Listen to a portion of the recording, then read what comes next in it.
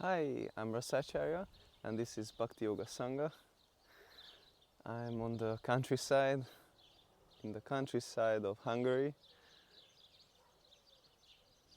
You can hear the birds, the rooster, chicken.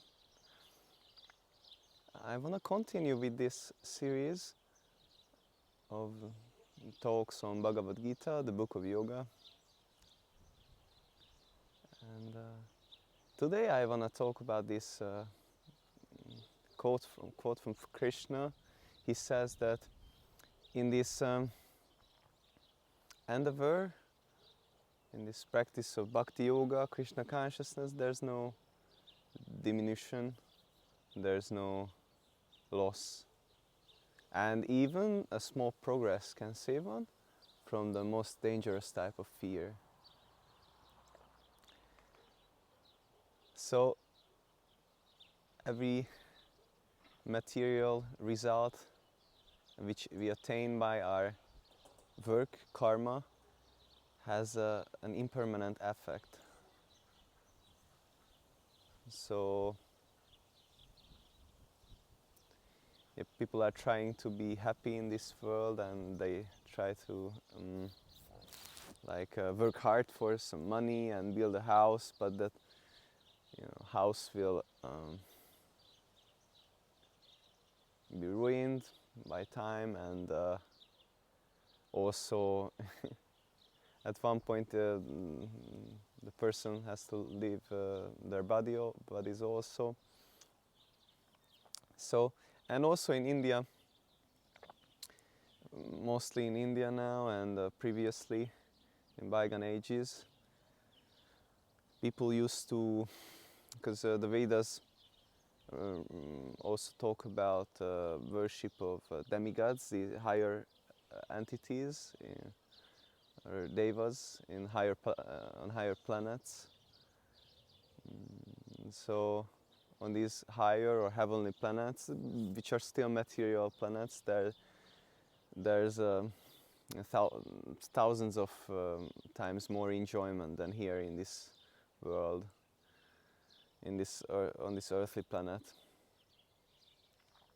So people, they want to worship demigods and attain to these planets where they can enjoy.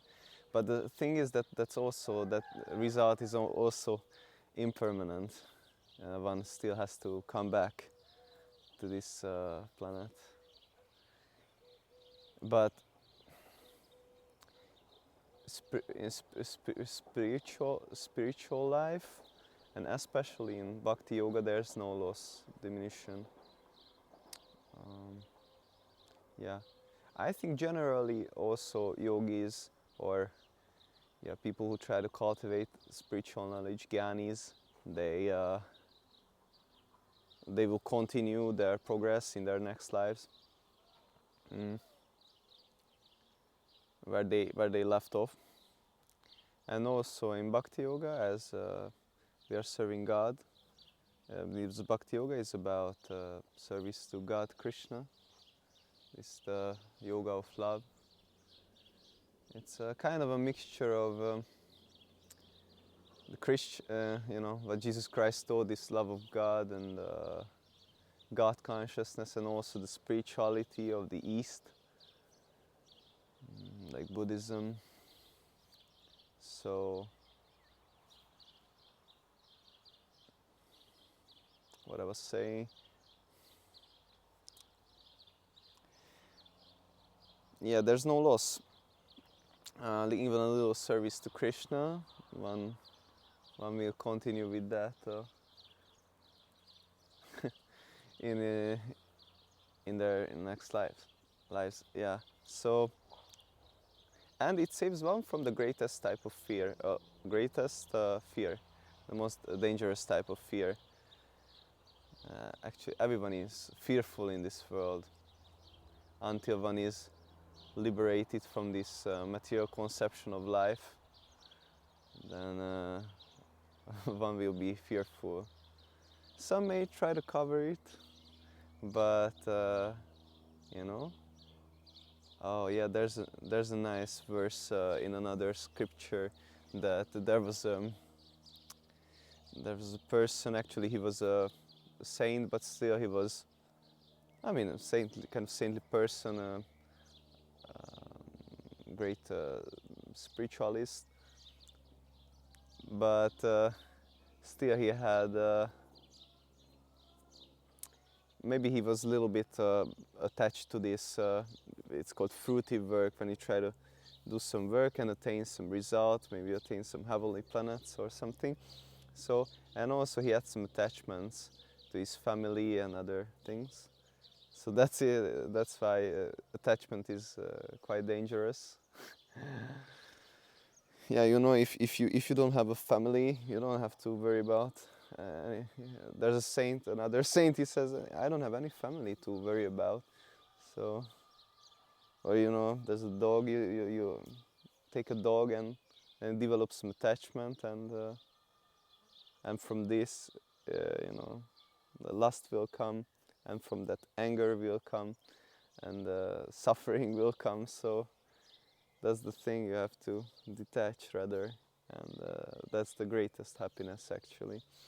So anyway, this brahmana, or yeah, this elevated person, he was yeah there it said the verse that, so he wasn't thinking of death, but still he didn't remember that he has to leave his body. But it says the verse, but death wasn't forgetful, or time wasn't forgetful, which is also an aspect of God. So even the atheists, they see God in the form of time or death. But those who are Krishna conscious, they have no fear of death or time. I guess also, but it takes some time until one really develops Krishna consciousness. So it said that, you know, a yogi, he just eludes death. He just steps over death. There's also yogic siddhi, or yogic perfection, when one can just leave his body as he wishes. You know. So, and yeah, that's the greatest type of fear, that one has to be born as an animal or some lower, in some lower species of life. And yeah, has to stay in this material life, and yeah, that's very fearful. This bodily conception of life is very fearful. We have to saguna samatitya itan. Krishna says that we have to transcend these modes, Brahma bhuyaya kalpate, and attain this Brahman platform, this spiritual platform, when one can understand oneself as a soul, and also God as the supreme soul, and their relationship, and yeah, so something like this. Hope it's a little inspiring. We have to let go of the material and rather take to spiritual life. That's that's real life. That's when real life begins. But it's also not easy. But we have to do it. All right. Thank you very much. Haribol.